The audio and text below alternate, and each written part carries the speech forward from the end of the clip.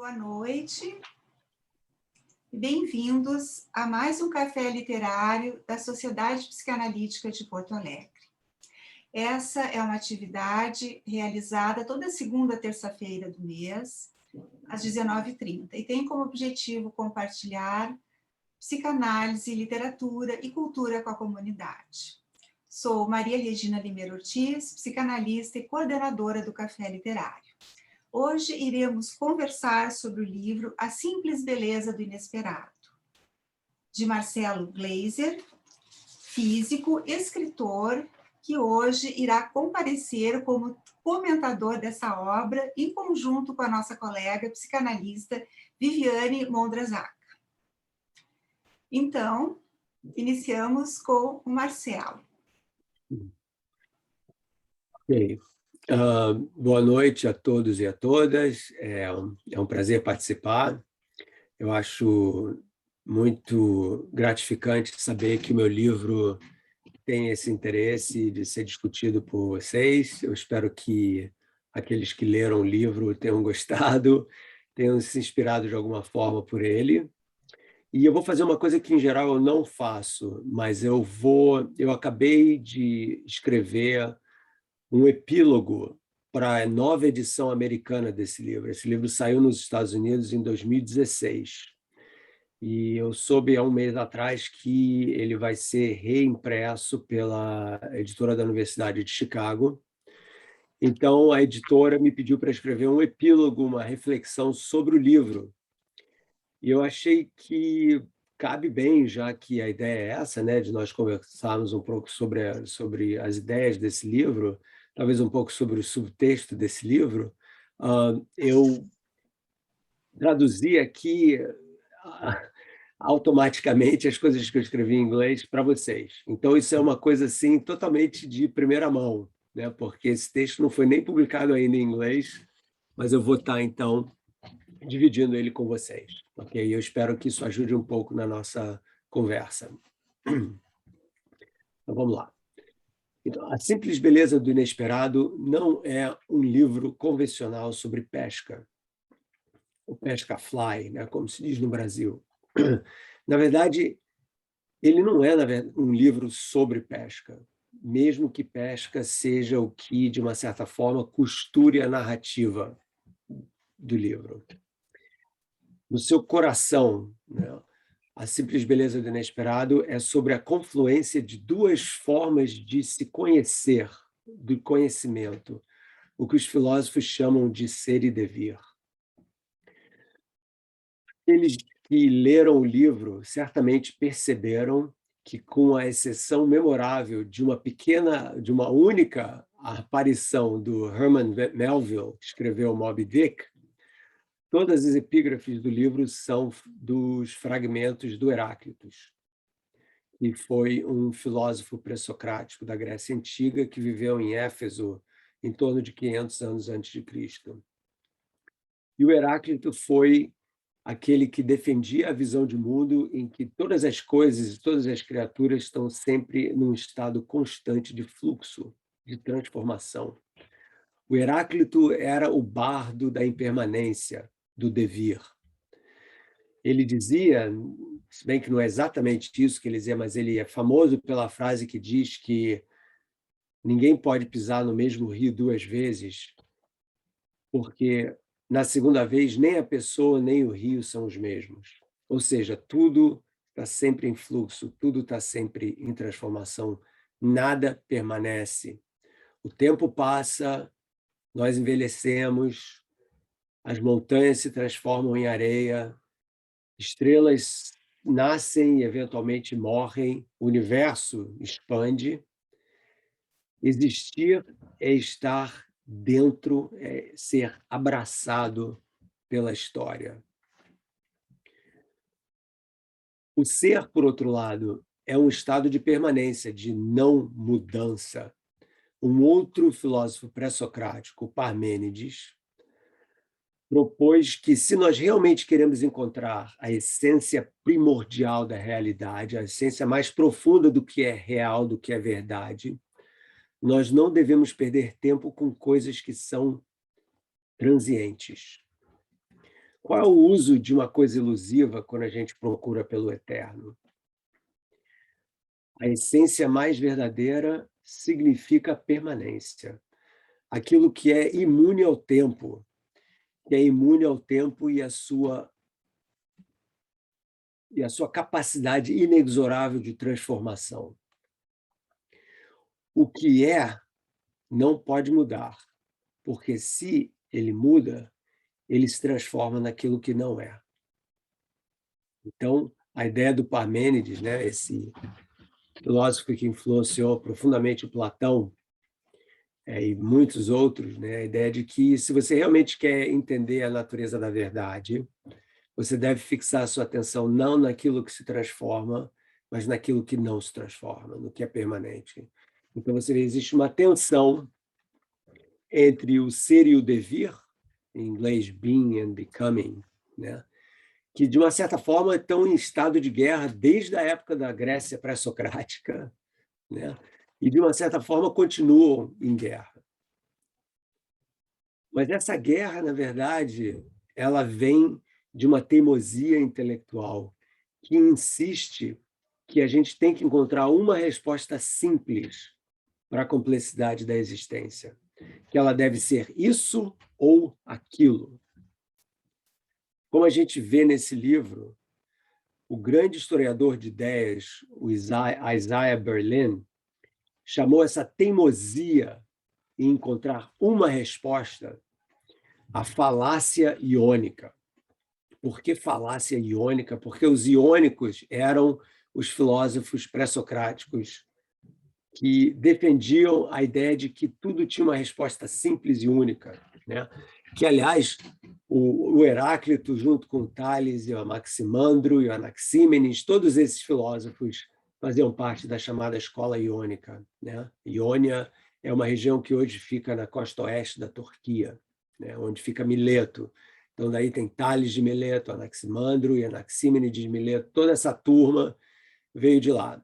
Então, o Berlim, que é um dos meus heróis intelectuais, dizia que essa ideia de que as grandes questões têm uma resposta única, e isso daí é uma crença de que existe uma resposta final absoluta para questões metafísicas, é uma falácia. E nas ciências, mesmo que a física investigue as propriedades de uma realidade material que está em constante transformação, a gente vê isso no mundo sempre, né? As coisas estão sempre mudando, né? E que em biologia a gente investiga as propriedades e transformações que a gente vê no mundo que vive, né? No mundo vivo dos animais, das criaturas vivas, tanto na física quanto na biologia, a gente sabe que existem leis, as leis da natureza, que, pelo que a gente sabe, são permanentes, que não mudaram desde o começo do tempo. Ou, no caso da biologia, pelo menos desde a origem da vida, aqui na Terra ou talvez em algum outro lugar. Então, olha que coisa interessante, né? As ciências naturais, mesmo que elas sejam narrativas que tratam das transformações que ocorrem no mundo, né? No mundo material, no mundo dos seres vivos, no nosso mundo humano, elas se baseiam, pelo menos em princípio, em leis que são atemporais, né? As leis da natureza, em princípio, não mudam no tempo. Se a lei da gravidade mudasse no tempo, o universo ia ser extremamente confuso. Se a lei da evolução mudasse no tempo, o universo ia ser extremamente confuso, a gente não ia ter a menor ideia do que é vida, né? Então, através da lente da ciência, tanto o ser e o devir são, na verdade, aspectos complementares de como a gente descreve a realidade, né? São aspectos que estão juntos, costurados juntos, em como a gente vê o mundo, através das transformações e das leis imutáveis que descrevem essa transformação, né? Então, a matéria viva e a matéria não viva, ambas mudam de acordo com leis imutáveis. Então, para nós, esse é o caso das ciências. Para nós, seres humanos, a confluência do ser e do devir emerge através do ato de viver. Essa é a história que eu conto no Simples Beleza. Nós, seres humanos, nós somos fixados na ideia de significado, na ideia de... vamos usar a palavra significado. Nós precisamos dar um significado para a vida, a gente procura por isso, nós somos inspirados por isso a fazer coisas, né? No meu caso, como eu conto no livro, as minhas buscas através da pesca fly e da física, ambas expressam o que eu chamaria de uma inquietude como é que chama self em português? Uma inquietude do eu, né? Uma espécie de coceira existencial para poder descobrir, mesmo que tomando passos pequenininhos, um pouquinho mais da natureza da realidade. Nossas vidas estão sempre em fluxo, com certeza, mas a mudança, a transformação, seja ela premeditada ou inesperada, ela existe tanto por causa das leis da natureza que vêm dessa mão estável do mundo natural, como também vem guiada pelas nossas escolhas que dependem de uma visão de mundo e de crenças que nós temos.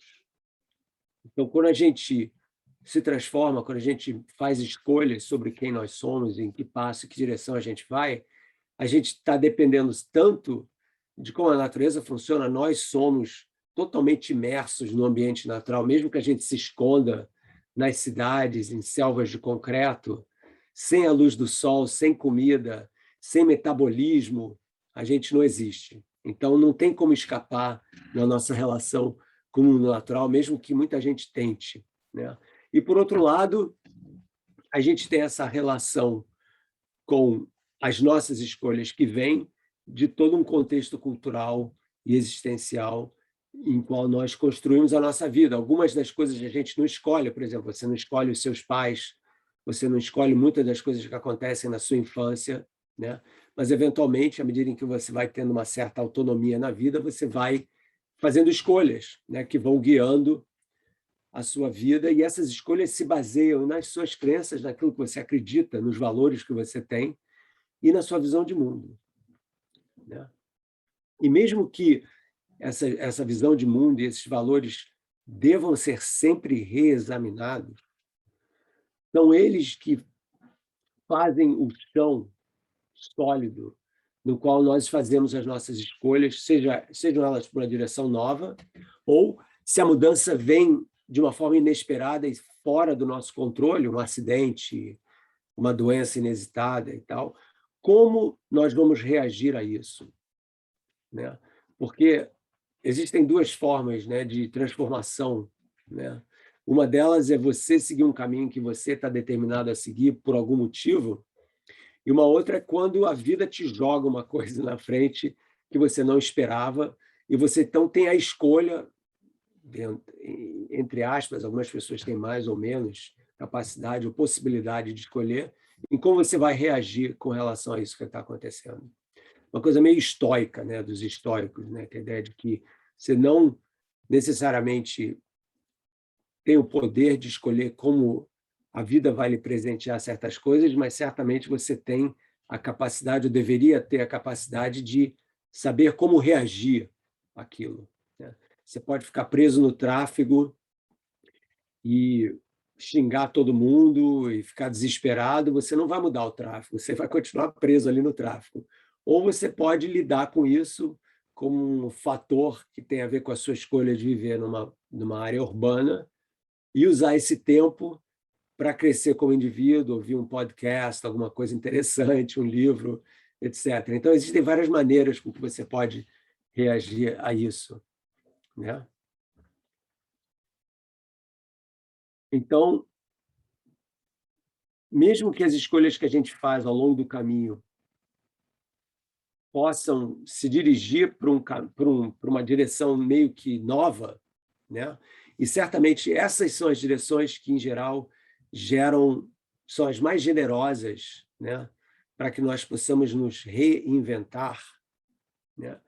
Eu digo aqui, eu queria, já que vocês são todas psicanalistas e psicanalistas brasileiros, quando eu era garoto, eu acho que eu conto isso no livro, eu não me lembro se é mais nesse livro. Eu conto a história que é de como que eu me encontrei com o Hélio Pellegrino, em que eu vou ao consultório dele no Rio de Janeiro. Eu não sei se vocês sabem quem o Hélio Pellegrino foi. Ele foi um grande psicanalista, terapeuta, né? E eu queria muito fazer análise com ele quando eu era adolescente, porque eu tinha muitos problemas, como todos os adolescentes têm, né? Eu achei que certamente eu precisava disso, como vários dos meus amigos faziam também, então eu queria fazer análise com o Hélio.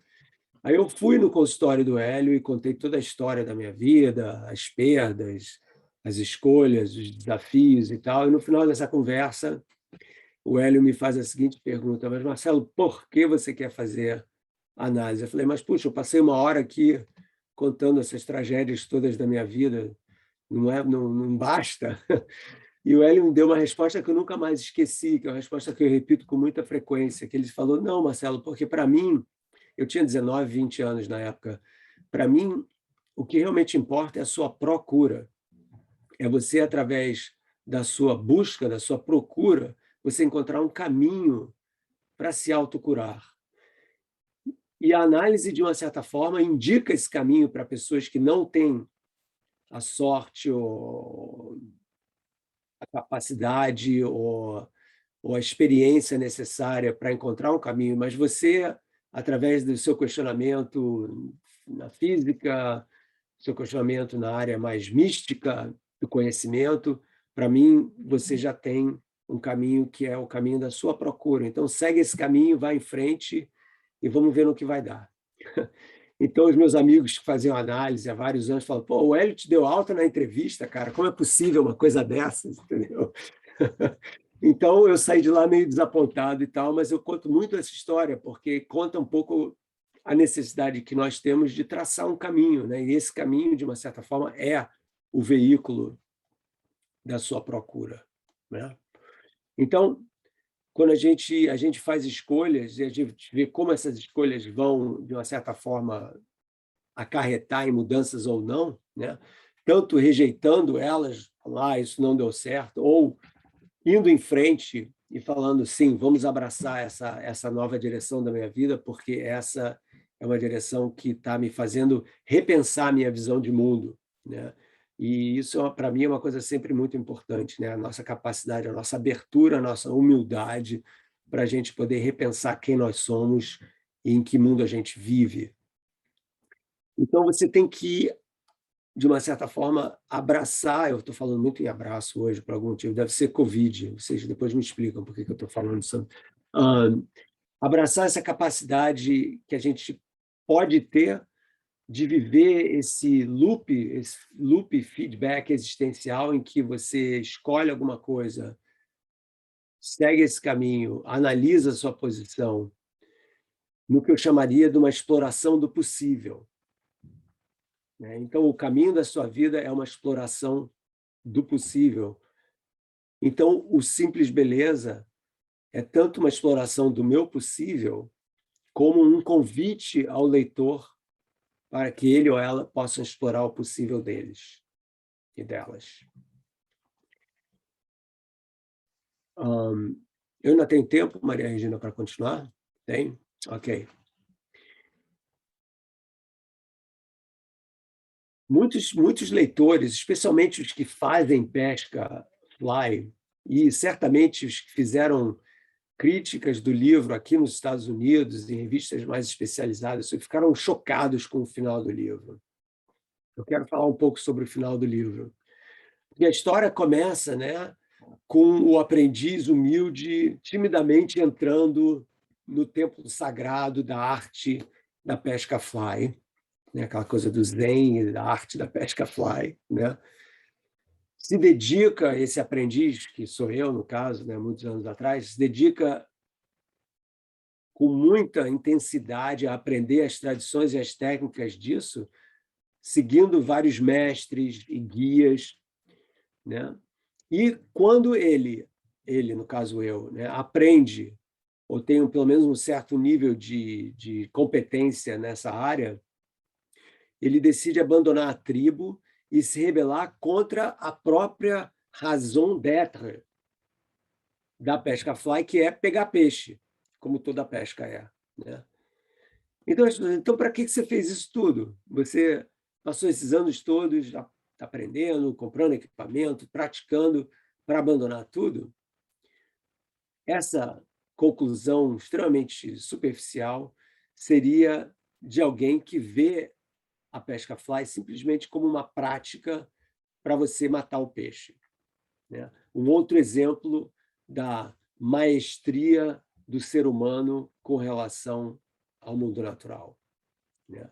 E certamente nunca foi essa a minha intenção de aprender esse tipo de pesca quando eu comecei. Para mim, essa pesca fly era um portal para uma mudança na minha vida que eu precisava fazer.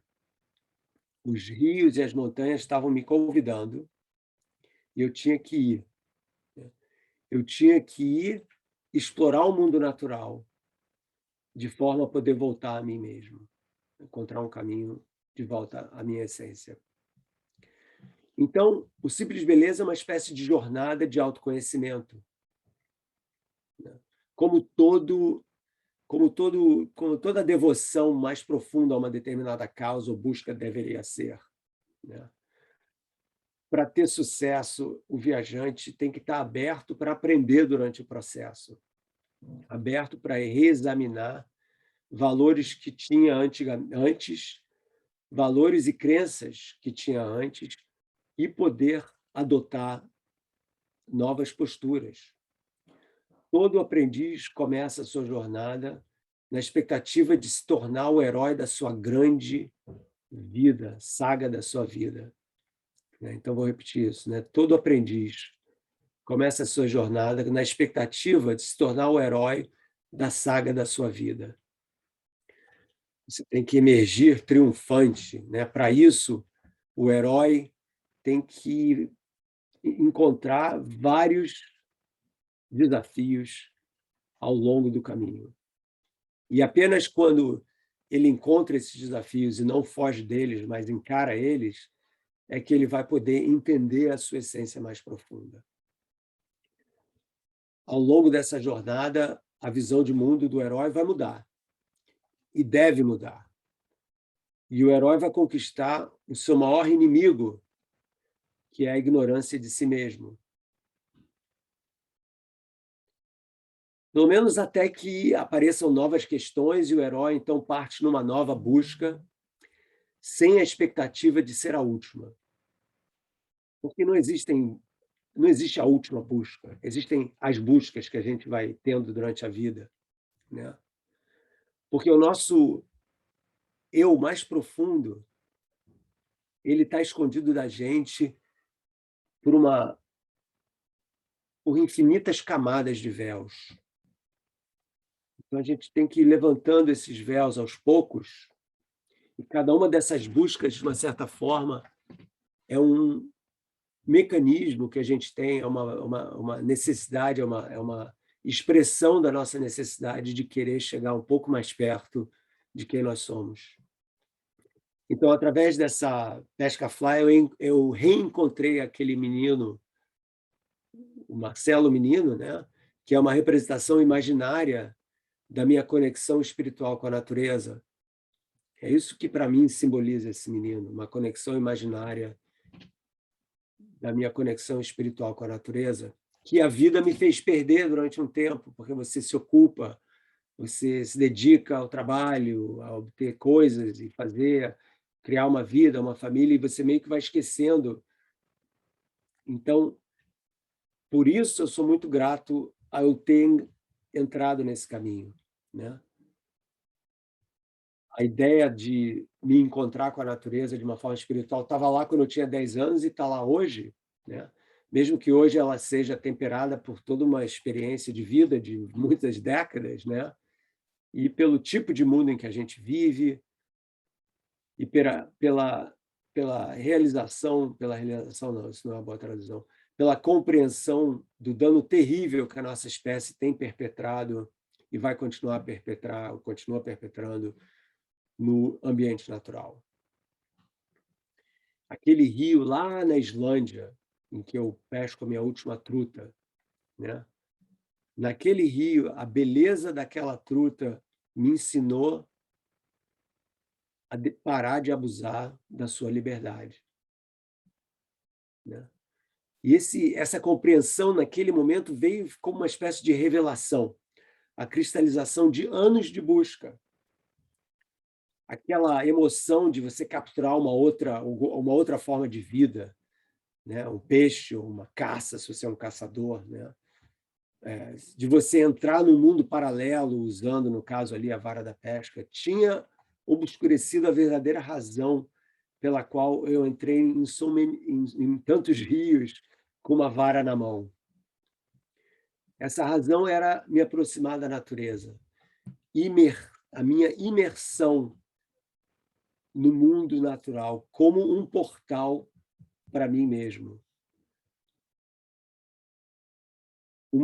um convite para reinventar a jornada que eu comecei, sem anzóis, sem varas de pesca, mas apenas com o meu corpo e a minha mente.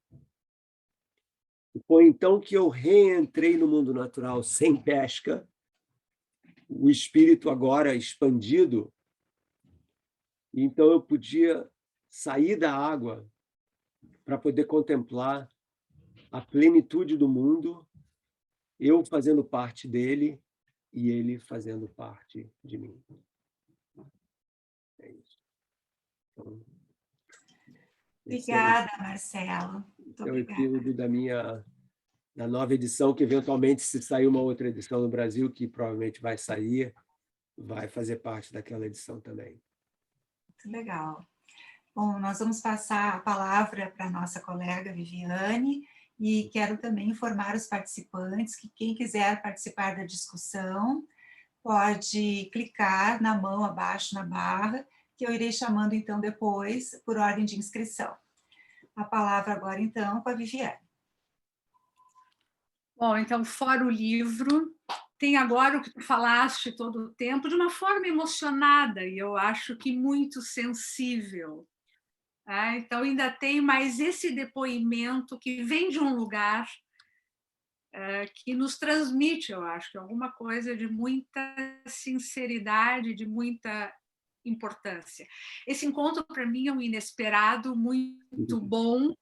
Eu estou aqui porque a Maria Regina sabe, ela fez parte de um grupo que nós temos na Sociedade Psicanalítica, né, bem no início, em que há um interesse em pensar a psicanálise, olhar para a psicanálise não só como psicanalistas na teoria e na prática, mas como se constrói essa teoria e essa prática baseado em que princípios e como isso está inserido dentro de um universo das ciências de maneira geral. E o teu livro, A Dança do Universo, esse é um outro, para mim ainda tem isso, porque tu foste um autor e o livro, e essa parte de poder se encantar com o mistério, de poder se encantar com o mistério da natureza, do nosso ângulo do psíquico, mas na verdade o psíquico não existe de maneira nenhuma de uma forma que esteja indissociada, né, da natureza, do corpóreo. Claro que a gente se foca mais nisso, mas porque é nosso campo de observação, mas que não existe de maneira nenhuma fora do campo da natureza. E esse é um equívoco, se a gente imagina, e se a gente pode imaginar um intrapsíquico puro, dissociado, né, de tudo isso que a gente constrói, da natureza, da cultura, de tudo que é construído. Um outro inesperado foram as trutas. Eu não sou pescadora nem nada disso, mas as trutas. As trutas me chamaram a atenção porque, uns 2 anos atrás, me pediram para escrever um artigo sobre verdade e mentira. E eu me deparei com os autores, o Maturana e o Varela, e eles usam as trutas. Então, eu me deparei novamente com as trutas, que eu nunca imaginei na minha vida que eu ia ter tanto contato com trutas. Claro que o ângulo que o Maturana e o Varela apresentam é como se fosse possível a gente imaginar, é o ângulo das trutas. Claro que não é o ângulo das trutas, mas não, ele procura mostrar, através da pesca fly também, como, em alguma medida, por mais que a gente tenha a capacidade de aprender com a experiência, nós como humanos, que a gente não se iluda, que nós também somos, de alguma forma, vulneráveis a cada momento da vida, de acordo com necessidades e desejos, de nos deixarmos iludir e ver aquela isca e nos deixarmos capturar e só nos darmos conta ou nem nos darmos conta em algum momento. Acho que são reflexões importantes a partir das trutas, em momentos que as questões do que é verdade, o que não é verdade, o que a gente pode conhecer, tão, enfim, tão abaladas e precisando de tanta... O que eu vou trazer aqui, na verdade, são o que foi me saltando do livro. Seriam inúmeros elementos. Então, vai ser uma seleção pessoal, e claro que, como psicanalista, inevitavelmente, o meu ângulo de observação vai ser um ângulo de um psicanalista, né? É quase que inevitável. Eu começaria por uma ideia sobre a ciência em geral, porque no livro tu fala disso e eu acho que nunca é demais a gente repetir. A questão do reconhecimento das limitações da ciência, do que a ciência pode abarcar, que é muito, mas que nunca é o todo, e que a razão e que a ciência nunca vai dar conta disso. O que leva, e tu usa essa palavra, e tu usou de novo aqui, a necessidade de uma postura de humildade que a gente tenha. E, na verdade, quanto mais a gente estuda, mais a gente aprende e vive em relação a tudo que a gente não pode, na verdade, aprender, né? Então, eu acho que isso é uma questão fundamental. A idealização da razão é apontada, a gente sabe, por muitos, com justamente hoje em dia haver um grande desencanto com isso, porque a razão, né, e a ciência não dão todas as respostas, de maneira nenhuma não compreendem, não podem dar conta da experiência humana. Uma das grandes contribuições do Freud, na verdade, alguns autores acham que é a mais fundamental de todas, não é só a noção de inconsciente, mas, na verdade, poder mostrar que o inconsciente tem, não o inconsciente como local, não como local, isso não, de maneira nenhuma, como processos psíquicos, que eles, na verdade, têm regras, eles têm uma lógica. O que nós estudamos, de alguma forma, é compreender essa lógica, se alfabetizar na lógica desses processos, condensação, deslocamento, onde tempo e espaço, de alguma forma, não existem, ou de forma muito rudimentar, os opostos podem conviver. O que faz com que, na verdade, a natureza do psiquismo humano se dê sempre em dois registros. De uma lógica aristotélica que nos organiza e nos dá segurança, porque estabelece noções de tempo e espaço, né? Causa e efeito em alguma medida, que a gente precisa para se organizar, mas num outro registro. Nesse outro registro, onde entram muito mais emoções não obedecem à lógica aristotélica, elas convivem. Né? Isso é um dos grandes desafios do viver, é ter que dar conta de sentimentos ambivalentes, contrários, e ter que dar um jeito com isso. Então, esse duplo registro, que eu acho que é fundamental, e vai ser fundamental para a gente depois poder discutir a questão da espiritualidade. Eu acho que essa noção ela é fundamental. E, bom, e dentro do que a gente queria estudar e pensar, é realmente poder ver a psicanálise como um campo em desenvolvimento, em que algumas das questões se mantêm, tu falou, e tem alguns autores psicanalíticos, o Bion, que fala de invariância, do que se mantém, do que é permanente nos fenômenos e nas transformações que vão sendo feitas. Então, poder localizar, eu acho importante, né, dentro do campo da teoria e da técnica psicanalítica, o que se mantém como invariantes, tá, como bases, e quais são as transformações que estão sendo feitas a partir, enfim, com o tempo e à medida que a gente vai se desenvolvendo e conhecendo, né, e avançando, né, e a gente consegue ver que a psicanálise tem tido um curso desde um determinismo estranho, porque o Freud ele era meio estranho, ele era um determinista, positivista, e ao mesmo tempo rompeu em vários momentos com questões deterministas, mas cada vez mais por uma visão muito mais dinâmica de duas pessoas que acabam formando, na verdade, um sistema complexo, né, em que é, de alguma forma, imprevisível o que vai se construir a partir desse encontro, em que o observador é parte formador, o observador analista é parte que influencia diretamente o processo, não é um observador neutro, que está num laboratório observando um psiquismo isolado, né, a partir do qual eu vou tratar de ver causas e efeitos, o famoso tudo explica, que é aquela caricatura do analista, pela qual os analistas são responsáveis também. Por essa caricatura, pelo desejo de lá pelas tantas poder explicar tudo. Então, essa renúncia, na verdade, a essa causalidade linear é o que cada vez mais a gente trabalha, cada vez mais a gente trabalha com probabilidades em que o que se diz é possível que isso que está se passando contigo tenha a ver. E duas mentes trabalhando juntas na tentativa de realmente poder expandir, buscar o que pode ter de mais genuíno e, na verdade, mais criativo. Nós não contamos com aceleradores de partículas, nós não temos, o diabo é que a gente não tem como aumentar o nosso microscópio, o nosso instrumento de observação, nós estamos reduzidos a um único instrumento de observação, que é a nossa capacidade de captar para além do texto manifesto, para além do que vem explícito através de uma linguagem digital, com uma lógica, pontuação, enfim.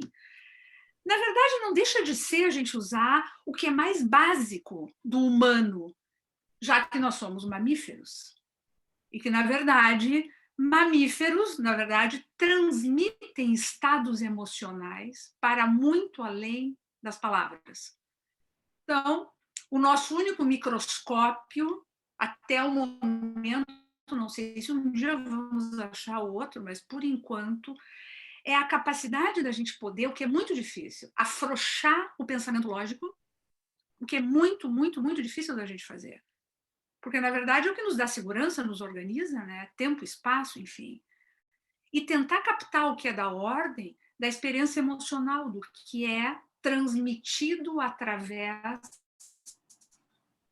né, de climas emocionais. O que tu falou, esse teu epílogo, tu poderia ter lido num tom de voz em que tu transmitiria o mesmo conteúdo, mas num tom de voz formal, ou mais asséptico.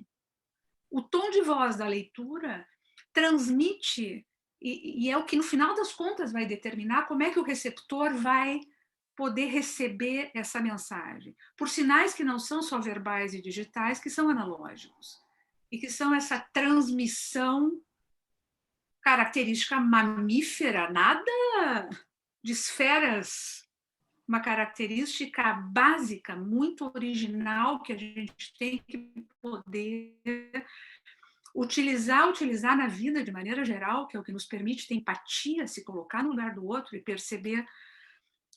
perceber climas. É uma ideia de intuição, não intuição como, às vezes, uma coisa de intuição, parece que vem do nada. Não, como uma forma legítima de conhecer através, não da lógica, que é o que a gente precisa para conhecer uma obra de arte, para além, quando a gente lê o teu livro, poder ver que tipo de emoção isso provoca para além do texto. E, bom, voltando para os dois registros, tu falou de subtexto.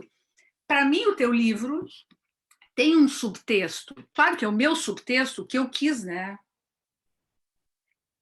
Mas que tem a ver com o que tu falaste agora no epílogo. Porque, para mim, o subtexto, na verdade, é uma localização no autor de outras temporalidades. Tu falou isso de uma forma de toda uma jornada para te reencontrar com aspectos teus. Dito de outra forma, se a gente imagina, né, que existe, que no presente a gente carrega todas as temporalidades das experiências que a gente já viveu, me parece que realmente a pesca fly, tu usou o termo portal, mas foi um instrumento, lá sei eu, poderíamos usar um outro, que de alguma forma permitiu o encontro com um menino de 11 e um menino de 6. Não reencontro no passado, mas a localização no presente de vivências que, claro, com toda a experiência, à medida que a gente vai podendo se desenvolver, isso pode ganhar outros significados, isso pode sofrer transformações que enriqueçam, né, que possam enriquecer a jornada aí para frente. Esse foi o meu subtexto, né? Mas de alguma forma eu acho que vai fecha com o que tu falou no teu epílogo. Falando sobre o inesperado, que eu acho que é um tópico bem interessante e que tem a ver com isso. Eu acho que, de alguma forma, a gente sabe que o desconhecido assusta. A gente precisa de seguranças e não tem como a gente negar isso. Na verdade, a gente precisa da ilusão de que a gente tem a segurança. Porque, na verdade, como tu disse, por mais que a gente conheça várias leis, a lei da gravidade, a gente conhece várias coisas sobre funcionamento psíquico, etc., se a gente for imaginar, muito o que se faz numa análise é introduzir ruído num sistema que está num certo equilíbrio. Se a gente quiser imaginar, tomar como modelo a teoria do caos, modelo. São só modelos, né? A gente pode imaginar que a introdução de um ruído desestabiliza um sistema defensivo, tá? E que, a partir daí, como é que esse psiquismo vai se reorganizar, a gente nunca sabe. Mesmo que a gente possa partir do mesmo diagnóstico clínico. 2 quadros obsessivos, 2 quadros assim, não. Como é que cada sistema vai se reorganizar? Isso a gente nunca tem certeza, a gente nunca tem como prever qual é o curso exatamente de um tratamento. A gente conhece caminhos, a gente conhece como ir fazendo, né, encontrando ritmos de possibilidades, mas a gente nunca sabe o que vai acontecer. Isso é realmente imprevisível, na verdade. Bom, qual seria o movimento natural humano? Se é que a gente pode pensar, é curiosidade? É uma tentativa de se sentir seguro? O Freud, uma das primeiras funções do psiquismo que ele disse era o princípio do prazer, que seria, na verdade, evitar desprazer.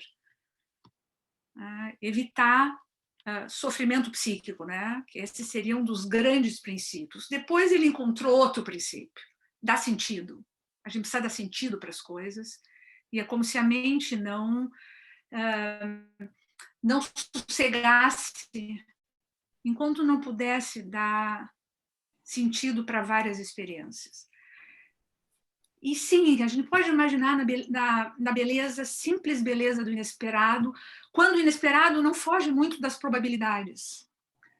Porque, na verdade, tem uma categoria de inesperado traumático.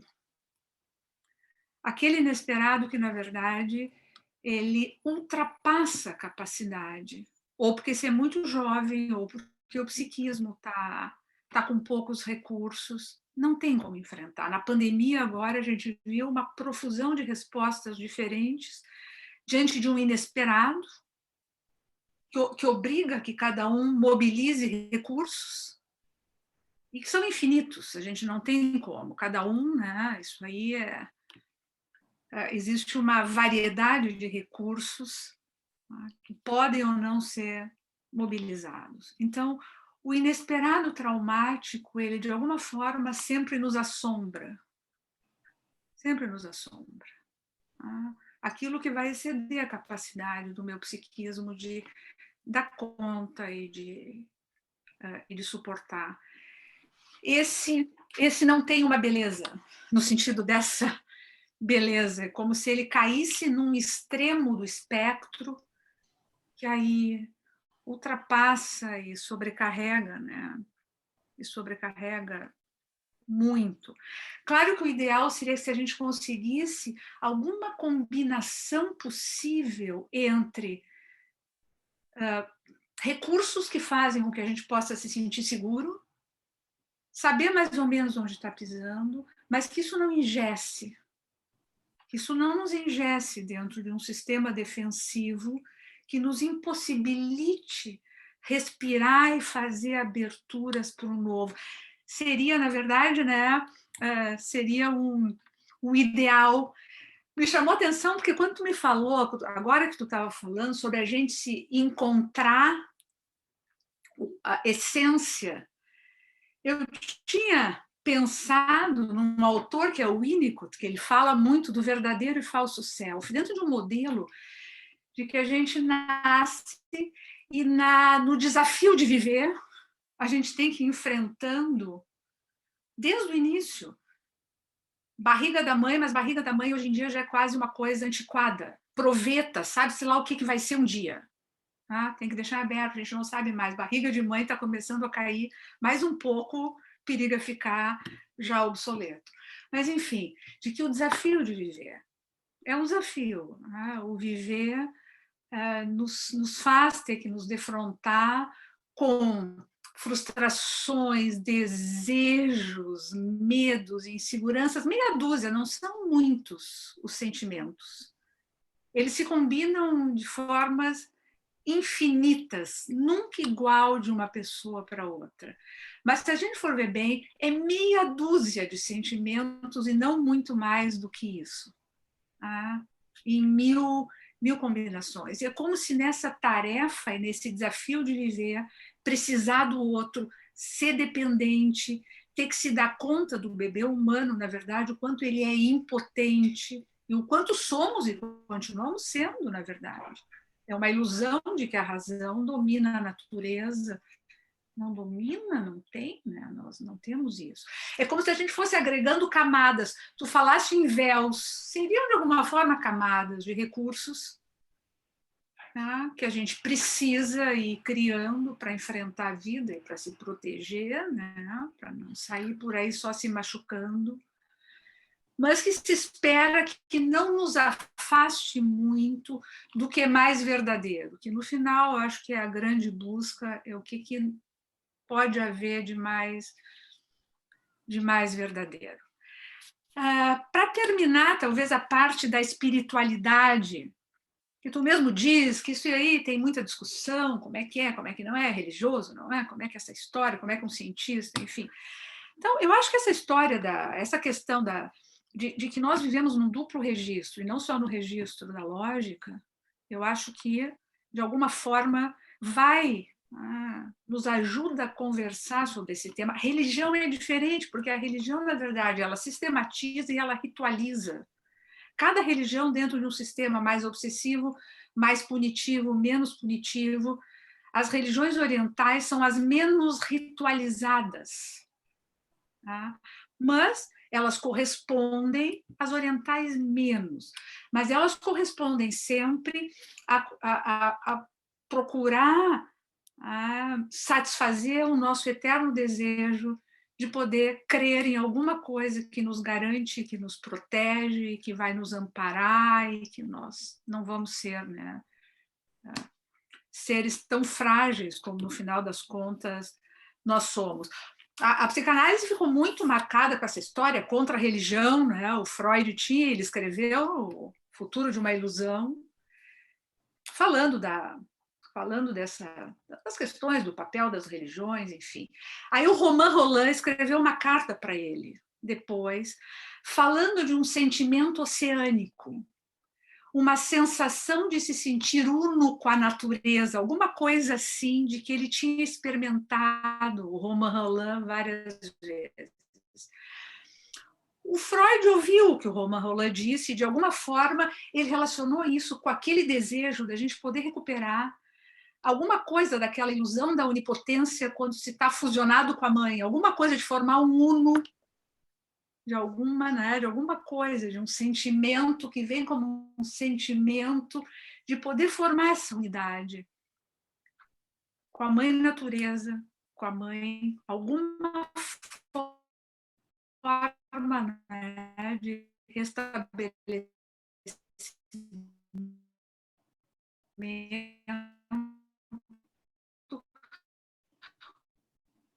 quando a gente pode ter essa permeabilidade, Viviane, o vídeo está trancando. Experiência que pode vir num contato com a em que o contato é esse lógico e racional. Um dia, e acho que é momento da gente pensar muito numa diferença entre razão não.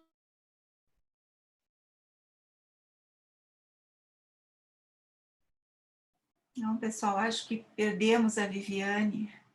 Voltou, Viviane? Está sem som. Não, eu fiquei com medo que tivesse sido censura, tivessem me cortado a palavra aqui nesse momento. Já vou terminar rapidamente. Não, Viviane, volta e fala mais, por favor, do Romain Não, já vou Rolland, terminar. do sentimento oceânico, porque a gente perdeu essa parte. Ah, sim, do sentimento oceânico. Que o Freud traz isso, de essa necessidade e de alguma possibilidade da gente fazer contato com o que seria mais essencial de uma experiência muito primitiva. Muito, muito primitiva. De um momento em que a gente pode imaginar que estar com mãe foi uma experiência de união, de formar um uno, que pode ser com a natureza, que pode ser... A gente tem, enfim, que a gente precisa para todas as experiências estéticas, que fazem parte essencial, e que acompanha quando os místicos, que fica parecendo uma coisa absurda e religiosa, não, a experiência mística de afrouxamento de cadeias lógicas, que é dificílima de conseguir, que seria uma forma da gente poder imaginar um momento mítico, no qual ainda não há razão. Quando a gente nasce, há rudimentos dessa noção da razão lógica, aristotélica, mas, em princípio, né, a gente ainda não está... É emoção, alguma coisa que venha como emoção pura. Então, eu acho que isso a gente tem que... Esse duplo registro e essa parte da experiência humana que é...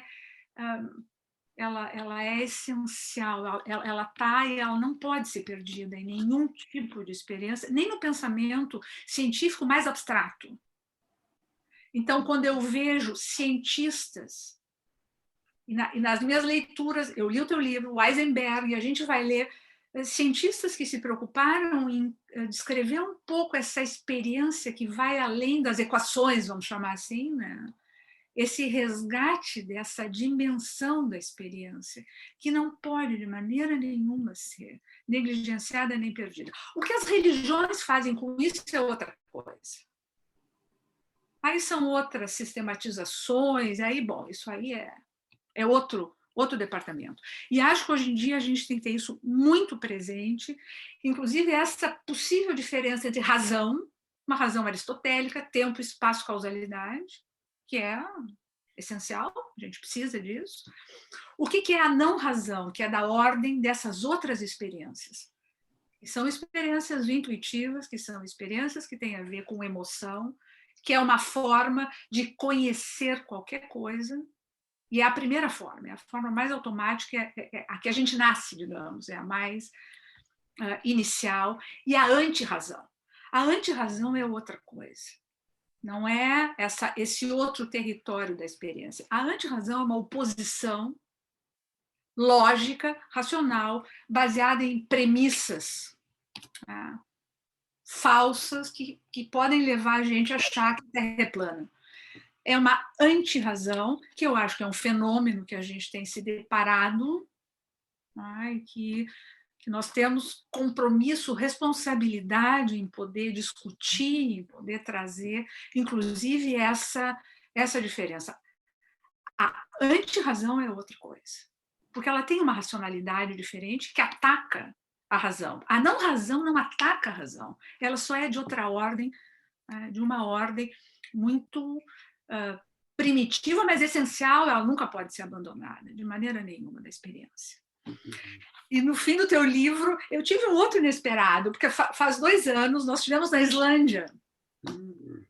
E a Islândia foi um impacto estético de uma dimensão inesquecível. Inesquecível. Aquela natureza, daquela forma, como os românticos diziam, a noção do sublime, aquilo que vem envolto em mistério, de uma beleza e de um mistério assustador, pela grandiosidade. Então, foi realmente uma experiência. Quando eu fui ler ali, eu vi a Islândia, foi uma experiência assim, realmente única. Então, no mais, agradecer a oportunidade desse inesperado encontro que a pandemia, de alguma forma, proporcionou, né? Sim. Isso aí. Muito obrigada, Viviane. Marcelo, queres fazer alguma colocação? Já temos uma pessoa inscrita. Só queria agradecer a Viviane pelas colocações belíssimas e totalmente válidas com relação a essa nossa dicotomia existencial dos 2 registros. Eu acho isso uma maneira de falar muito interessante sobre essa condição humana que a gente tem, né? E agradecer essa menção do Romain Rolland, eu não conhecia. Eu preciso achar essa carta. Tem alguma maneira de você me mandar essa carta? Está nas obras completas, a gente. Okay. Agora não me lembro se tem completa. Eu posso olhar para ti de ver se tem completa.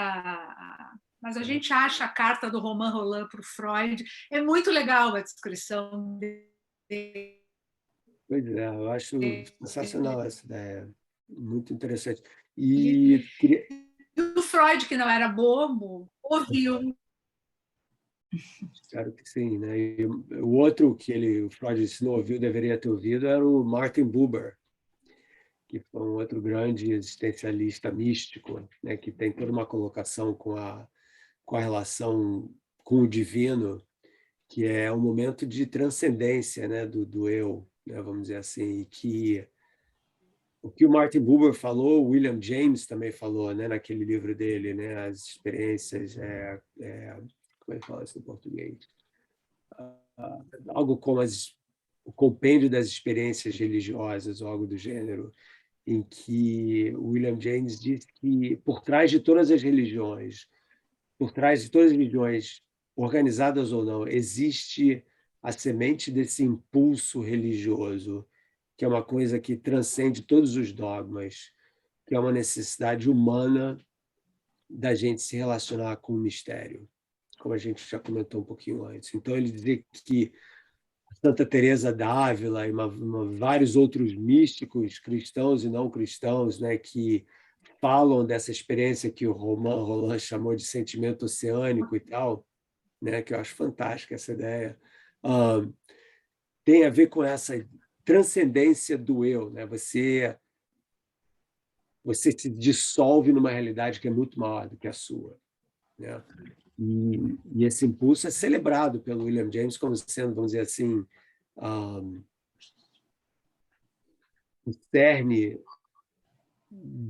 da emoção, do sentimento religioso, que é uma coisa que para mim faz muito sentido e com a qual me identifico muito. Então, né, você mencionou, muito interessante você falar das equações, né? A questão o que gera o fogo que inspira essas equações, né? Da onde vem essa necessidade de traduzir de uma certa forma o mundo para que nós possamos nos relacionar com ele através da razão, sim, mas inspirados por um impulso que, para mim, transcende o racional. O veículo é racional. Da mesma forma, quando a gente fala, a gente tem toda uma estrutura linguística, né, que a gente tem que seguir, tem tem verbo, tem sujeito, tem predicado, tem advérbio, etc. Mas a gente usa essas regras para poder falar de coisas que nem sempre são tão simples de expressar através da razão. E o místico é aquele que é o calado, né? quando você tem uma experiência mística, você sabe da incapacidade das palavras de expressar isso. E você mencionou isso de uma certa forma quando você falou. Eu achei isso uma coisa muito interessante, porque eu vejo isso quando você falou do sublime, quando você foi lá na Islândia, realmente é extremamente sublime aquele lugar, né? É absolutamente incrível. Não tem árvores, né? É um lugar que não tem praticamente árvores, mas tem essas montanhas, esses vales, esses rios, o mar. É uma coisa assim absolutamente primal, né? Eu acho assim que uma coisa da Islândia é essa coisa primal e nos remete a um pouco a essa identidade com o que você falou. Você falou uma esperança muito primitiva. Eu acho que é aí que a coisa toca a gente. Beleza, eu só queria fazer esse comentário. Bom, temos 3 pessoas inscritas, então eu vou pedir para o Grayson, eu vou colocar os 3 na tela, porque eu acho que assim fica mais dinâmico a nossa conversa, tá? Emílio Sali, Flávio de Oliveira e Souza e Rafael Bondrizac.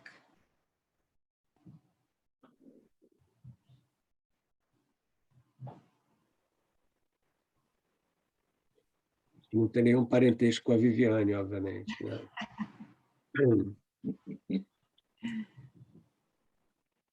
Flávio? Quem é que está mais aí? É o Rafael e o Flávio de Oliveira e Souza. Tá bem. Quem começa aí, Regina? Por Tu? ordem de chegada? Tá É o bem. Emílio. Então, eu ia começar falando assim, tem a simples beleza do inesperado e tem a simples beleza do esperado. A simples beleza do esperado é o que aconteceu aqui hoje, eu acho, sabe? Porque eu faço parte aqui, eu sou da diretoria, essa que está organizando o evento, Marcelo.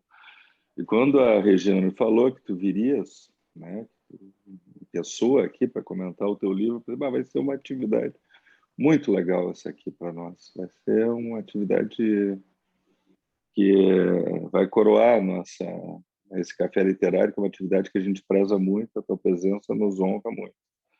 Então, isso que eu disse, tem do inesperado e tem do esperado. E, de fato, tu e a Viviane, essa complementariedade de vocês hoje foi muito boa, porque cada um de vocês foi falando num conjunto de fala que foi bem legal. Acho que quem está assistindo deve estar gostando muito.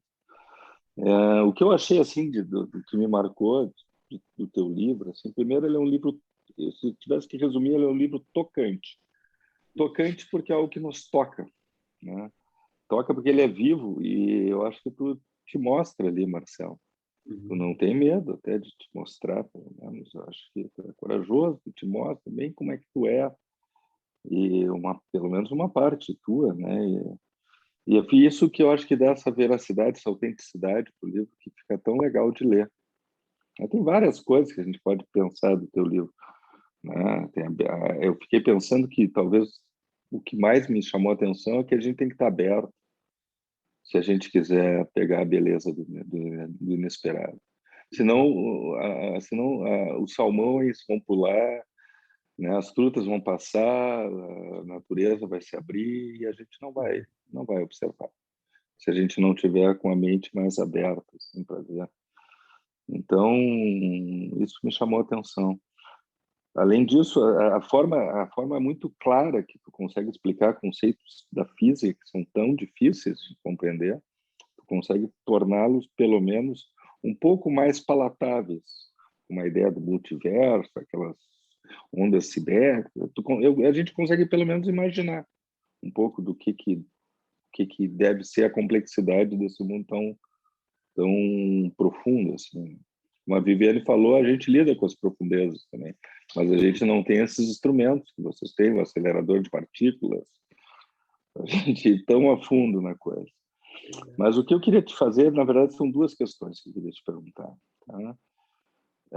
Nesse livro parece que há um reencontro do Marcelo, um homem maduro, com o Marcelo, aquele do Rio, ali do mar, da praia de Ipanema, eu acho, ou Copacabana, não me lembro.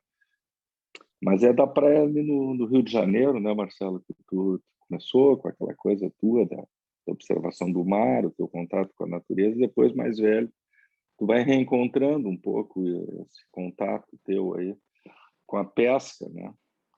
E na psicanálise a gente não deixa de ser um pescador, no sentido que a gente tem que esperar, a gente tem que ter um autor que até a Viviane comentou, que é o Bion, que a gente cita muito, a gente tem que ter a chamada capacidade negativa, que seria a capacidade da gente poder tolerar o não saber, tolerar o esperar. Às vezes são situações bem difíceis que a gente tem que esperar até a hora, talvez, de aparecer a chance de um determinado peixe, no sentido metafórico, aparecer na análise.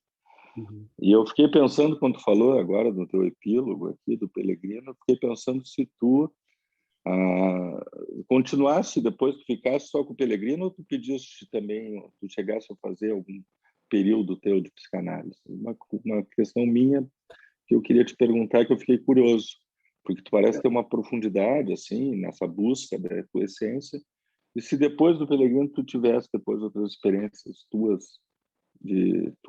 como paciente de psicanálise.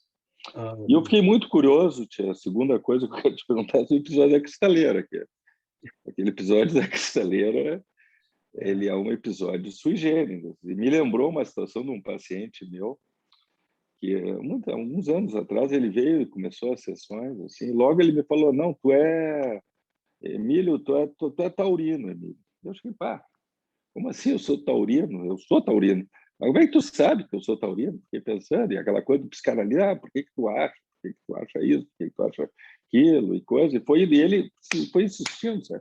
Tu é taurino e, inclusive, vou te dizer, tu é do segundo decanato. Eu disse, pô, mas que história é assim? Esse cara foi lá na identificação e descobriu a minha data de nascimento. E daí ele chegou, eu sei que ele chegou ali 2 dias do aniversário. Eu me lembro que eu fui numa supervisão com um colega nosso, que é o Gari, Carlos Gari Faria, e o Gari me falou essa frase que eu acho que está no livro, ali teu também, é "Eu não creio las brujas, pero que las hay". Então, hoje eu te pergunto, tu fala ali um pouco no livro, mas teu livro é de 2016, 2021, tem pandemia. Como é que tu vê essa história do episódio da cristaleira hoje? Então, essas 2 perguntas que eu te faço. Boa.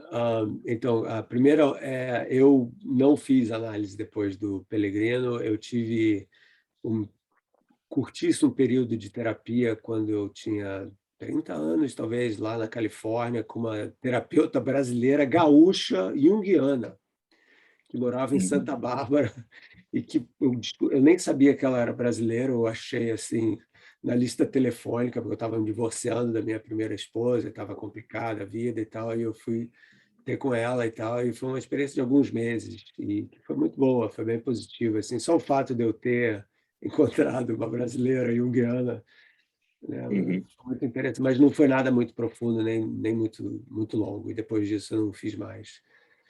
Com relação à bruxa de Copacabana e a história da cristaleira, pois é, eu nesse livro eu elaboro, né, todas as possíveis razões, né? Vamos pensar racionalmente sobre esse assunto, né? Então, pode ter sido isso, pode ter sido aquilo, pode ter sido um jato supersônico, pode ter sido uma ressonância qualquer, mas a verdade é que nenhuma explicação racional é suficiente, primeiro, para me convencer de que ela está certa, segundo, para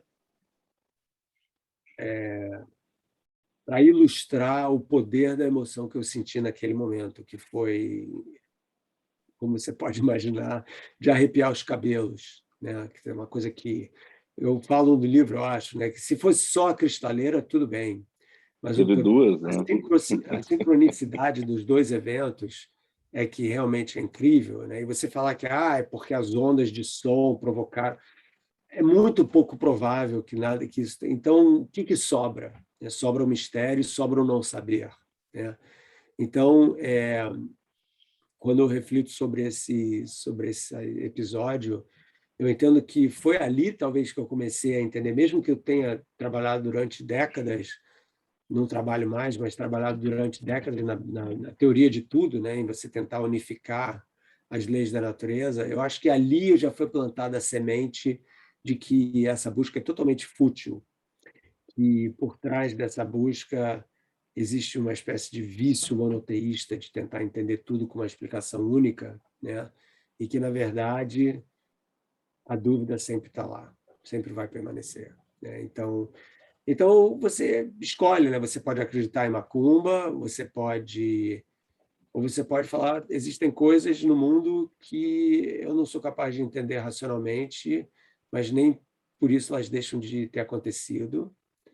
E você tem que, eu no caso celebro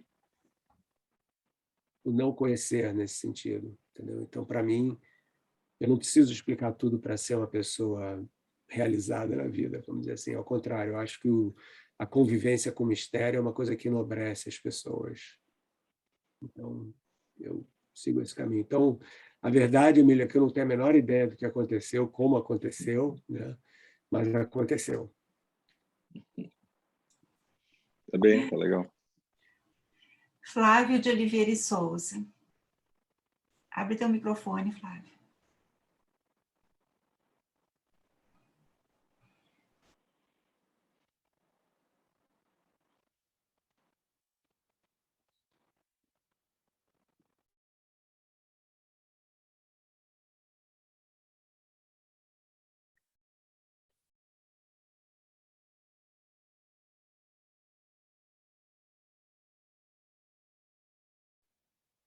Desculpa a inabilidade aqui. Boa noite. Queria agradecer muito, muito a Regina por ter trazido o Marcelo aqui para a nossa presença, né? O comentário da Viviane, fantástico, né? Muitas das coisas que ela trouxe eu também refleti muito. E o meu primeiro contato com o Marcelo foi há muitos anos atrás, Marcelo. Numa coluna tua na Folha de São Paulo, no Caderno Mais, que eu li uma matéria sobre o uso abusivo ou a ilusão do uso de medicação psiquiátrica, né, para reduzir o sofrimento normal do homem numa espécie de normose, né? Fizeste um texto muito, muito interessante. Que texto interessante, porque coincidia muito com uma questão que se discutia muito à época, né? E aí eu vi que era um físico que estava ali, aí deu um nó na minha cabeça, né? E a partir dali eu passei a acompanhar muitos dos teus trabalhos, né? Eu acho que eu li todos os teus livros, enfim, ouvi os teus discos também. Se sair, eu vou ouvir os discos. Venho acompanhando muito, muito fascinado. E a leitura dos teus trabalhos, né? E muita coisa está condensada nesse livro. Criação Imperfeita é um dos livros favoritos que eu tenho na minha cabeça aqui. Me fez ver, primeiro, que tu tem uma grande, grande relação com o pensamento psicanalítico contemporâneo e o que eu considero que foi uma evolução do pensamento psicanalítico contemporâneo, principalmente questões que envolvem concepções de Bion. Bion foi citado várias vezes aqui, e não é à toa, né? Porque claramente tu é um bioniano, como a gente diz em psicanálise, né? Essa evolução, acho que a Viviane já abordou com muita propriedade, né? Então, nós tínhamos uma psicanálise que, por conta até dos próprios analistas, pela origem positivista do Freud, né? Um amigo meu disse que se achava que o Freud era assim sério, porque nas fotos ele estava sempre sério, mas só se fazia fotos sérias naquela época, né? Que o Freud nem era tão duro assim, mas o fato é que se criou essa ideia mítica, né, de que a psicanálise explica tudo, como se o analista fosse uma espécie de oráculo, né? E, infelizmente, parte dos analistas acabaram se apropriando disso, né? Usando o segredo como uma espécie de instrumento de poder, assim, né? Enfim, que é diferente do mistério, né? Porque o mistério te põe constantemente desamparado diante do que tu não sabes, né? Então, um conceito que aparece na tua obra o tempo todo é um conceito de Bion chamado capacidade negativa. Capacidade negativa é a capacidade de suportar não saber. O que talvez nos primórdios da psicanálise, ou até muito pouco tempo atrás, em alguns setores, fosse considerado uma incompetência do analista, né? Mas o fato de que a ideia de que tu tenha que ter uma capacidade, que é a capacidade de não saber, te torna, evidentemente, um analista menos intrusivo, mais ouvinte e que constrói o paciente a partir do que o paciente está trazendo a respeito dele, da própria narrativa dele, né? Ao invés de enxertar um produto pré-pronto dentro do paciente, né? Então, isso muda completamente a atitude psicanalítica diante do seu paciente, né? E o teu exemplo é um exemplo claro disso, né? Como quando foi procurar o Pellegrino, como ele te ouviu com muita profundidade, mais profundidade do que tu esperava, que talvez tu esperasse um analista daqueles que fosse interpretar, buscar os teus traumas infantis, o teu sofrimento, enfim. E ele te atendeu dentro da tua atualidade naquele momento. Eu acho que a grande evolução da psicanálise, uma das evoluções importantes, está muito bem ilustrada nos teus livros, né? Que é essa mudança da atitude da escuta. Porque uma vez que tu escuta e suporta não saber, evidentemente, tu está constantemente recebendo o novo. Então, mesmo que eu, por exemplo, tenho 36 anos de profissão e nunca atendi uma pessoa com um quadro igual ao outro. Uhum. E às vezes eu escuto de colegas que estão entediados de ouvir a mesma coisa, eu nunca escuto a mesma coisa. Uhum. Talvez, aí tu me corrija, viu, Marcelo, se eu disser uma bobagem astronômica, cosmológica, né? Mas eu sei que em cosmologia muito se busca, né, o fóton primordial lá, 13 bilhões, 700 milhões de anos-luz de distância, né, em busca da origem de tudo, né? E para isso, evidentemente, tu tem que ter alguém que vai eliminando as interferências no meio do caminho, para limpar o terreno, né? Eu diria que a psicanálise mudou no sentido de que talvez a gente se ocupe muito menos hoje da busca do fóton essencial e muito mais tratando as interferências como a forma como a pessoa funciona. Muito mais do que o que gerou aquela pessoa, mas qual é a forma que ela funciona. E uma vez que tu tenha contato com a forma como ela funciona, tu pode ajudar ela a aumentar a sua capacidade de pensar, ou como dizia o Bill, aumentar a capacidade de pensar pensamento, né? O que evidentemente é uma profilaxia com relação ao que a Viviane descreveu muito bem como um aspecto traumático diante do desconhecido. O desconhecido é mais tolerado, porque tu tem um universo mental, instrumentos maiores para poder receber aquilo, né? Esse tipo de mudança no pensamento psicanalítico, que parece muito bem ilustrado no teu trabalho, eu vejo um paralelo muito grande do modo como tu encara o espírito científico e o modo como boa parte da psicanálise hoje encara o trabalho terapêutico junto ao seu paciente, né? Existe mais coloquialidade, inclusive. Aquele analista endurecido, né, neutro, duro, né, aquilo é um arremedo jornalista. Mas estou falando demais, eu queria fazer uma pergunta. Que é assim, porque nós notamos uma grande tendência a tentar simplificar todos os aspectos da realidade em lógicas bilógicas, em lógicas bidimensionais, em lógicas simplificadas. E nós sabemos, e tu sabe, que tanto o cosmos, o universo, como a mente, tem uma infinidade de possibilidades. Portanto, o trabalho da gente é em favor de conseguir ter contato com a complexidade. Então, na nossa área, às vezes parece que o exercício desse pensamento é como se fosse na contramão do que se considera um progresso rápido e prático. Ok? As pessoas querem soluções rápidas e práticas.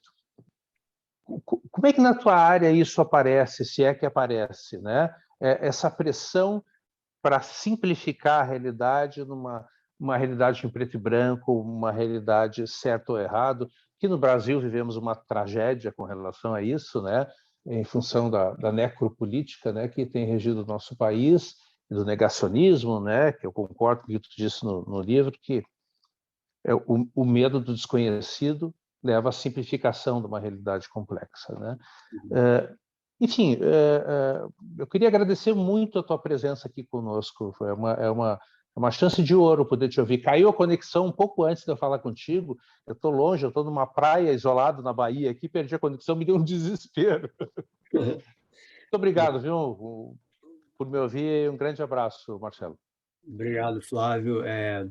Que bom saber que existe uma conexão entre o que eu penso e o pensamento psicanalítico mais moderno, vamos dizer assim. Eu, para ser sincero, não sabia disso, mas depois da gente desligar aqui, eu vou começar a ler alguma coisa do Bion, para ver exatamente do que se trata e como as coisas se encaixam. Eu acho isso fantástico. E o que eu vejo disso? Eu vejo disso uma herança do iluminismo, né? O iluminismo, de uma certa forma, ele abriu um monte de portas, né, para a civilização moderna, mas ele também criou um monte de vícios intelectuais, né? Alguns deles bastante nocivos. Então, e esses vícios intelectuais, eles certamente percolaram pela história da psicologia e da psicanálise no início do século XX, com certeza, né? E você viu isso. A Viviane mencionou o Freud como sendo um positivista, né? E isso vem direto, né, de uma certa herança de que todas as questões que são válidas, isso eu estou fazendo uma compressão assim dramática do iluminismo, né? Todas as questões que são válidas são questões que só podem ou devem ser abordadas pela razão, né? E esse tipo de vício intelectual, ele é o coração pulsante da ciência, né? Quer dizer, a ciência, da maneira como a gente pratica e vem praticando desde o Newton, ou antes até, vamos dizer assim, a expressão máxima dessa racionalidade humana, né? Transposta para o funcionamento do mundo natural. Essa visão mecanicista das coisas, essa visão que supõe a existência de um objetivismo que totalmente é ficção, né? Então, tanto essa visão mecanicista quanto esse objetivismo, a ideia de que é possível você ser um observador separado do que você está observando e, mais ainda, objetivo com relação àquilo que você está observando, né? O que o filósofo americano Thomas Nagel chama de a visão de Deus da realidade, né? Aquela coisa de você ver o mundo sem interferir com o mundo, é totalmente falsa. Então, eu acho que o que está acontecendo no pensamento científico, e eu acho que parece que está sendo meio que em paralelo com o trabalho de vocês, é a realização de que esses dois mitos já deram o que tinham que dar, vamos dizer assim, né? Foram úteis até um certo ponto, mas precisam ser revisados. Então, o movimento que eu e alguns colegas nós estamos propondo é uma visão de mundo pós-iluminista, pós-copernicana, em que a razão é apenas um dos mecanismos de conhecimento do mundo, que é necessária uma complementaridade de saberes, que a mesma questão pode ser respondida de várias formas diferentes. Cada uma delas tem um valor adequado a um determinado contexto, né? Então, eu gosto muito de dar o exemplo de um copo de vinho, né? Você pega um copo de vinho, né, e você olha para o copo de vinho e você pode falar, bom, bioquimicamente, o que aconteceu aqui é que as uvas foram fermentadas e o açúcar da uva virou álcool, né? Se você olha para o copo de vinho como um físico especializado em ótica, você fala, mas a refração da luz faz com que você tenha essa visão vermelha e o reflexo do cristal belíssimo por causa disso, e você tem toda uma estrutura cristalina ali dentro desse vidro, desse cristal, etc. O biólogo vai falar, ou o biólogo não, o antropólogo vai falar da história de como a humanidade desenvolveu o álcool e o vinho, e como esse vinho faz parte do contexto cultural em vários momentos. Cada uma dessas histórias é uma história. E é uma história que tem um valor perfeitamente razoável dentro de um contexto. Mas de todas essas histórias, naquele momento que você está bebendo vinho, talvez a mais importante seja com quem que eu estou bebendo esse vinho, né? Qual é o contexto emocional de eu estar aqui nesse momento, dividindo esse copo de vinho com alguma pessoa, ou estar sozinho bebendo esse vinho, né? E esse também é um contexto fundamental para entender aquele momento. Então, eu diria que nós somos uma confluência de narrativas, né? E que nenhuma delas necessariamente está acima das outras, mas que elas atendem a contextos que podem ser diferentes, né? Então, eu vejo isso como uma outra maneira de se pensar sobre o que está acontecendo com a ciência. Então, a Viviane usou uma palavra que eu adoro, e hoje em dia você fala, o que você faz em física? Eu falo, eu me formei em cosmologia e física de partículas, mas eu hoje sou um teorista de sistemas complexos, um teórico de sistemas complexos.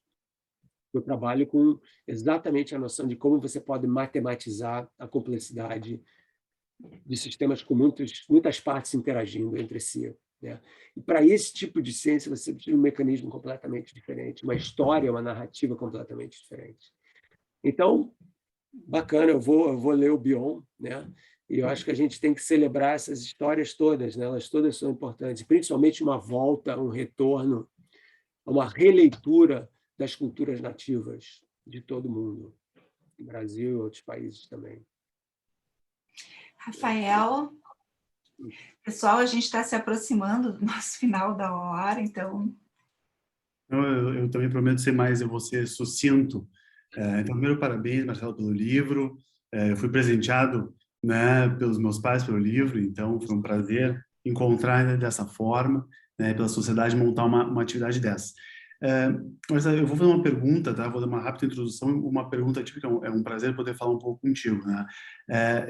Eu vou retomar um pouco a Bruxa de Copacabana, mas de uma outra ênfase, né? Quando eu estava lendo o evento da Bruxa de Copacabana, vieram duas coisas à cabeça, né? Uma, nós recebemos pacientes, né, que eles vão chegar e dizer, olha, estourou uma cristaleira ou duas, né? E eu acho que foi porque eu entrei na sala. Outros vão chegar e vão dizer, olha, estourou duas cristaleiras porque as cristaleiras não gostam de mim. E assim que eu entrei, elas se explodiram. Outros vão chegar e vão dizer, olha, eu cheguei e eu nem vi que se explodiram porque eu estava preocupado com outra coisa. E assim sucessivamente, né? Vão chegar com as suas explicações, causais ou não. E o nosso papel vai ser, como tu me disseste, explorar as possibilidades do porquê que a cristaleira explodiu, né? Então, desde a mais racional lógica, então, um deslocamento de partículas, uma reverberação, até coisas mais intuitivas, tá? Ao mesmo tempo que eu estava lendo, fui, agora não sou tanto, um fã do seriado, aquele Big Bang Theory, tá? Que tu deve conhecer, e que para mim aborda muito bem, porque são 4 físicos, né? Tem um que é engenheiro, e que estão sempre transitando entre tentar explicar tudo fisicamente, mas o campo depois de emoções, intuições, sarcasmo, né? O Sheldon, aquele ironia e sarcasmo, ele não consegue entender, né? Por que alguém usaria ironia e sarcasmo? Né? Porque para ele tudo se explica logicamente. Claro, a mãe dele é uma devota religiosa, né? O outro que é engenheiro, a mãe é uma judia, ele tem um problema edípico, né? Então, assim, é muito interessante como é que se transita entre essas duas áreas. A minha pergunta para ti, aí diretamente, vai assim, como é que tu, e eu sei que tu transita bastante nesse meio mais acadêmico, né? Então, tu é um estudioso das complexidades, então tu não é um físico que está ensinando formas para resolver problemas necessariamente. Como é que tu vê as possibilidades, por exemplo, para nós que lidamos com a linguagem humana, para transitar de uma demanda que é do humano entre o racional e o racional, o objetivo e o lógico? Então, na minha fantasia, eu posso ser um aluno teu, né? Eu acho que é um sonho que talvez eu acho que não vou mais realizar, mas estou aqui pelo menos conversando. E eu poder te perguntar formas para tu me explicar coisas e tu ter que me desconstruir esse pensamento. Dizer, olha, Rafael, não vai ter forma para explicar tudo. E a minha frustração em ter que entender isso. Então, um paciente que chega e diz, olha, eu entrei numa sala e explodiu a cristaleira, foi porque eu entrei na sala. E eu vou dizer, não sei, isso é uma vertente, uma hipótese, pode ser por ele. Como é que tu transita entre o que é objetivo e subjetivo, entre o que é racional e lógico, explicativo ou não explicativo, principalmente dentro dos teus campos acadêmicos, com os alunos, com quem se depara contigo e pergunta explicações mais racionais? Onde é que tu opta para ir por um caminho, ou onde é que tu opta por ir por outro? Quando é que tu te sente obrigado a explicar algo racionalmente, né? Então, a Terra é redonda, né? A água ferve a 100 graus, mas depende da atmosfera, mas ferve a 100 graus, enfim. Quando é que tu oscila entre essas duas possibilidades? Uhum. Boa pergunta. Depende do curso. Então, se eu vou dar um curso de física quântica de pós-graduação, eu tenho que cumprir currículo que é extremamente técnico e matemático, né? Então eu faço isso, mas eu sempre coloco no dever de casa ou numa questão para discussão em classe algo que não é claro dentro daquele formalismo. Então eu sempre planto a semente da dúvida, mesmo que você esteja aquele jardim de razão, entendeu? Aquele jardim de razão, tudo ali é racional, funciona o 2 e 2, vai assim e tal. Mas ali tem aquela sementinha ali que tem um problema de interpretação dessas teorias que a gente não sabe do que se trata. A gente sabe usar, mas não sabe por quê, nem o que elas significam com relação à natureza da realidade. Então, cuidado com o dogmatismo das verdades científicas. Então, mesmo no caso de um curso mais técnico, eu sempre tento plantar essa semente da dúvida nas pessoas, né? Porque eu acho que só quando a gente duvida é que a gente cresce, né? O que a gente cria a possibilidade de poder crescer, né? Então, eu digo para os meus alunos que, sim, a gente pode resolver problemas resolvendo essas equações, mas essas equações são o modelo da realidade, elas não são a realidade. Existe uma grande diferença entre o mapa e o território, né? Para quem é fã do Borges aí, né, tem um conto dele de um parágrafo que é sobre como se fala isso? Os cartonistas, não sei, os fazedores de mapa, cartógrafos, né, do imperador, que tem o objetivo de criar um mapa perfeito, né? E eles vão percebendo que quanto mais perfeito o mapa, maior ele vai ficando, até que o único mapa perfeito é tão grande quanto o território. Mas ele se torna inútil, porque ele já não é mais um mapa, ele é o território em si. Então, a ideia é que todo modelo científico, uma aproximação ao mapa da realidade, e todo o processo, eu vou arriscar aqui, pessoal, todo o processo analítico é um mapa em que você está criando uma realidade que você divide com o seu paciente, e nenhum deles, tanto na ciência quanto na análise, é o mapa final, é o território. Porque o território está nas profundezas, como dizia o Demócrito, né? E nessas profundezas a gente não chega. Então, mais ou menos por aí. Então, essa ideia de incitar a dúvida quando a gente pode. Obrigado. Kalish e Edna Coleman. Podes colocar, Grayson, a Edna, são os nossos 2 últimos, então, participantes. Acho que está todo mundo muito entusiasmado contigo, Marcelo. Eu volto eventualmente. Vai ser um prazer para nós. Ai, precisa terminar. Tá, Kalish, então. Mais uma, vamos lá. Vamos lá. Primeiro, queria agradecer ao Marcelo a excelente exposição e a Viviane por ter expandido a exposição e comentado de uma forma tão interessante a exposição do Marcelo. E minha pergunta, então, vai ser bem objetiva, que não era bem o que eu ia fazer, mas, dado a estreiteza do tempo, vamos ficar assim, né? Uma coisa que tem se ouvido, Marcelo, e que eu tenho a impressão que tu está numa corrente que procura se contrapor a essa ideia, é que a ciência tem limitado o conhecimento da humanidade, porque ela desenvolveu uma linguagem, né, que está restrita àquilo que, de uma certa forma, é do padrão iluminista, que é do padrão observável, que é do padrão daquilo comprovável ou, de alguma forma, que pode o método científico ser adequado, né?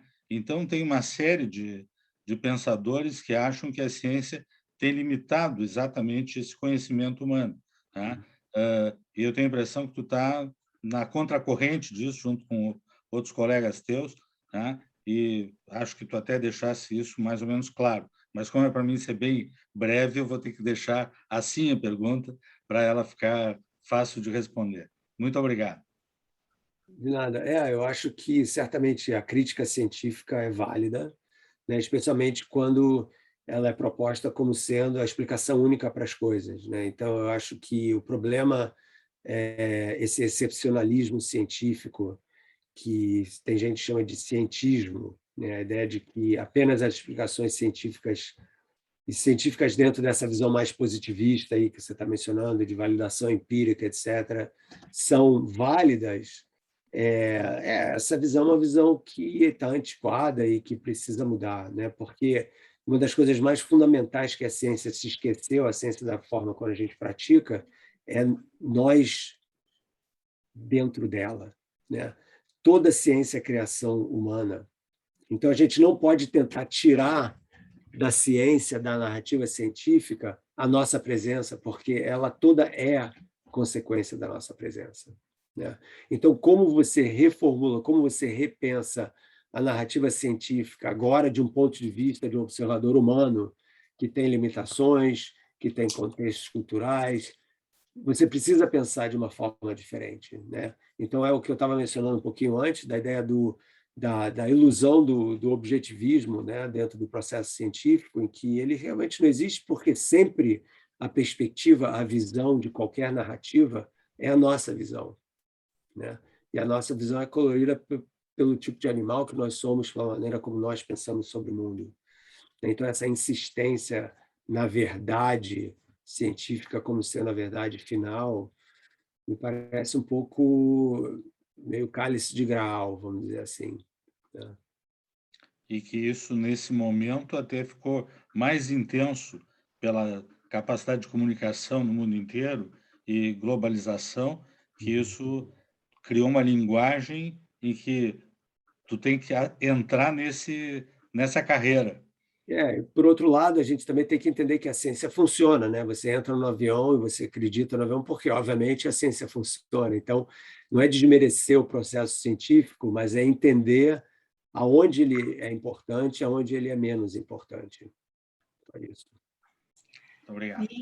Muito obrigada, Marcelo, muito obrigada, Viviane. Certamente vai ser um prazer para a sociedade te receber novamente em algum momento. Obrigada, acho que foi uma noite brilhante, as estrelas brilharam bastante. Que bom. Tá bom, Muito pessoal. obrigada. Obrigada pela participação de todos. Fala, Marcelo. Só queria agradecer o convite e nos vemos em breve, então. Isso, muito obrigada. Okay? Espero que a psicanálise tenha te inspirado também para o teu próximo livro. Eu fiz várias anotações aqui. Ok. Um grande abraço. Até logo. Obrigada. Boa noite. Boa noite.